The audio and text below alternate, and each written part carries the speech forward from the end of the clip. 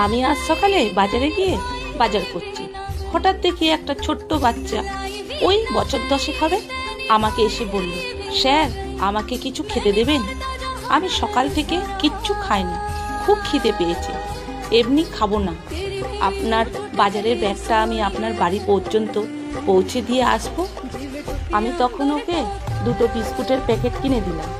ও খুব খুশি হয়ে একটা বিস্কুটের প্যাকেট খেয়ে নিল, আর একটা রেখে দিল বাড়ি নিয়ে যাবে বলে, মায়ের জন্য। তারপর আমার বাজারের ব্যাগটা হাতে তুলে নিল। আমি হাজার বারণ করার পরও শুনল না। আমার ঘরে এসে বাজারের ব্যাগটা রেখে বলল, চলি স্যার।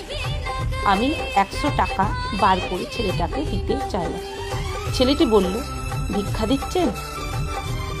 আমি ভিক্ষা নেই না, আপনি খাইয়েছেন, সেই জন্য আমি বাজারের ব্যাগটা আপনার বাড়িতে পৌঁছে দিয়ে গেলাম। আমার মা বলেছে, পরিশ্রম না করে যদি কোনো জিনিস কারুর কাছ থেকে নেয় তাহলে সেটা পাপ হয়, আর সেই পাপ আমাদের ভোগ করতে হয়। তাই কোনো পরিশ্রম না করে টাকাটা নিতে পারবো না, চলি স্যার। আমি মনে মনে ভাবলাম, এত ছোট বয়সে কত বড় একটা কথা বলল। তারপর ঘরে ঢুকতেই দেখি আমার স্ত্রী ছেলের উপর চিৎকার করছে। জিজ্ঞেস করতে বলল, ছেলের ওই বয়সে নাকি বাইক চাই, তাই মায়ের সঙ্গে তর্ক করছে। ছেলের বয়স 15। আমি ছেলেকে বললাম, দেখ বাবা, তুই যখন কলেজে পড়বি তখন আমি নিজেই তোকে বাইক কিনে দেব, কথা দিলাম, এখন নয়। তখন আমার ছেলে আমাকে বলল, না, আমার এক্ষুনি চাই। আমাদের এত টাকা সম্পত্তি সবই তো আমার, তাহলে আমাকে দেওয়ার বেলায় তোমার এত কষ্ট কেন?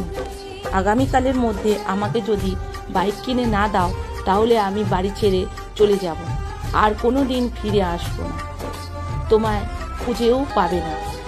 না হলে আমি ছেলের মুখে এমন কথা শুনে খুব রাগ হলো, কিন্তু কিছু বলতে পারলাম না, যদি উল্টোপাল্টা কিছু করে ফেলে।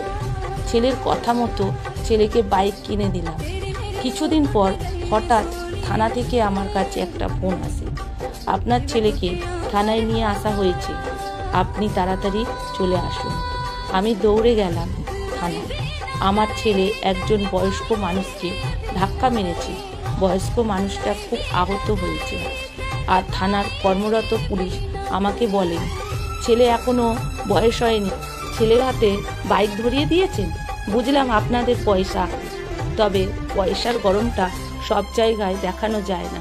ছেলেকে ঠিক করে মানুষ করুন, এই বয়সে তো এই অবস্থা। সেদিন নিজেকে খুব ছোট মনে হচ্ছিল, কান্না পাচ্ছিল আমার। তারপর সব মিটমাট করে বাড়ি নিয়ে এলাম। আসলে ও আমাদের একমাত্র সন্তান, বড় আদরে।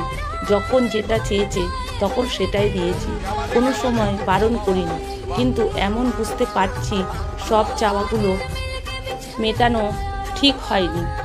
আমি শুধু শিশুটার কথা ভাবছিলাম।